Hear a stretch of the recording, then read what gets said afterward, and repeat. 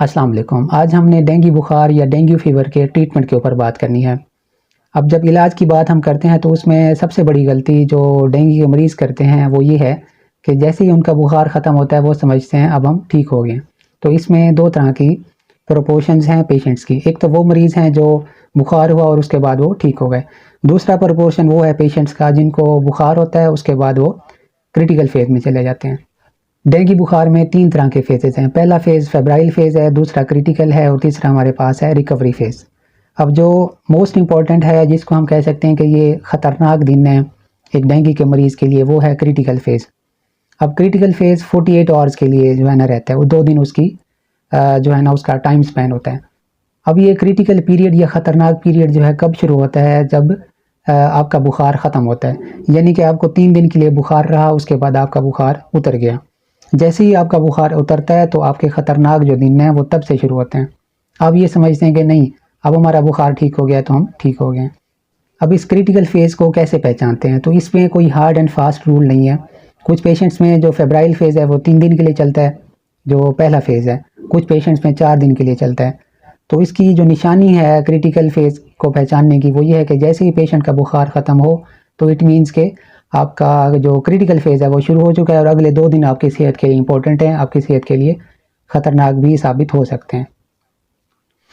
अब इलाज भी जो हम फोकस करते हैं वो इसी क्रिटिकल पीरियड में करते हैं। इलाज में बेसिकली पेशेंट को एजुकेट करने की ज़रूरत है कि कब आपने परेशान होना है, कब आपने परेशान नहीं होना।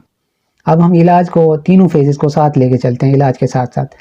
फेब्राइल फेज़ में कौन सा ट्रीटमेंट चलता है, क्रिटिकल फेज़ में हम कौन सा ट्रीटमेंट करते हैं और रिकवरी फेज़ में क्या होता है।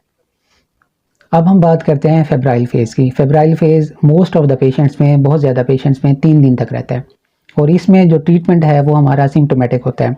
इसमें मरीज़ को दाखिले की भी ज़रूरत नहीं होती। हाँ, अगर कोई ओल्ड पेशेंट्स हैं जिनमें कोई और बीमारी चल रही है तो उनमें हम फिर दाखिले का सोचते हैं, वरना फेब्राइल फेज़ में कोई इंडिकेशन नहीं होती पेशेंट को एडमिट करने की। ये फेजेस की बात मैंने पिछली वीडियो में की थी, आप सामने लिंक पे जाके उसको देख सकते हैं कि सिम्टम्स किस तरह डिवाइडेड हैं। तो जो पूरा एक टाइम पीरियड है डेंगू बुखार का, उसको किस तरह कितने दिनों में तकसीम किया जाता है। अब ये जो फेब्राइल फेज़ है इसमें हमने सिम्टोमेटिक ट्रीटमेंट देना है। अगर पेशेंट को फीवर है हम उसकी मेडिसिन देंगे, पेट में दर्द हो रहा है, जी मतला रहा है और उसके बाद जो है उल्टी महसूस होती है, तो इस तरह की जो सिम्टम्स हैं हम सिम्टोमेटिक उसको देते हैं और साथ में हम उसको न्यूट्रिशन जो है ना उसको अच्छा करने का कहते हैं। यानी कि जो खाना पीना है वो सेहतमंद हो, अच्छा हो और क्वालिटी वाला हो। तो ये हो गई हमारी फेब्राइल फेज़ की कहानी। जो सिम्टम आएगी उसकी हम ट्रीटमेंट देंगे, क्योंकि डेंगू वायरस का कोई ऐसा ट्रीटमेंट नहीं है। अब जो पेशेंट क्रिटिकल फेज़ में इंटर होते हैं, वैसे तो पेशेंट हमारे पास आ रहा होता है, उसकी सीबीसी हो रही होती है, हम उसका ब्लड प्रेशर भी देख रहे होते हैं और उसको उसका पूरा मुआयना कर रहे होते हैं।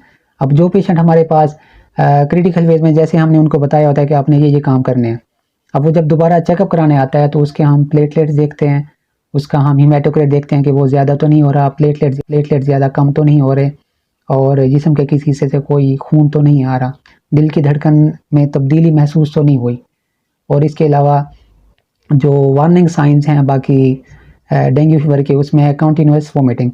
अगर पेशेंट को दिन में 5-6 बार उल्टियाँ आ जाती हैं, पेट में दर्द होता है शदीद किस्म का और उसके बाद जो है पेट में पानी की शिकायत है, या जो हमारे पास फेफड़े हैं उनमें पानी आ रहा है जिसको हम प्लूरल इफ्यूजन बोलते हैं, और ये इस वजह से होता है जब हमारी खून की नालियों में से फ्लूइड जिस्म के अंदर आ जाता है, और ये कॉम्प्लिकेशन है हमारे पास डेंगू फीवर की, और ये सारा कुछ जो है ना क्रिटिकल फेज़ में होता है। अब जो वार्निंग साइंस हैं उसके बारे में मरीज़ को पता होना चाहिए। मैंने पिछली वीडियो में सारा क्लियर किया था कि कौन कौन से सिम्टम्स हों तो आपने परेशान हो जाना है। अब क्रिटिकल फेज़ में जो मरीज़ आते हैं उनमें कुछ प्रोपोर्शन है जो थोड़ी बहुत चेंजेस के साथ, मतलब थोड़ा सा प्लेटलेट्स कम हुए, थोड़ा सा हीमेटोक्रिट बढ़ा और इस तरह की मामूली सी चीज़ें हुई और वो ठीक हो गया। कुछ पेशेंट होते हैं जो जिनमें बहुत ज़्यादा चेंजेस आती हैं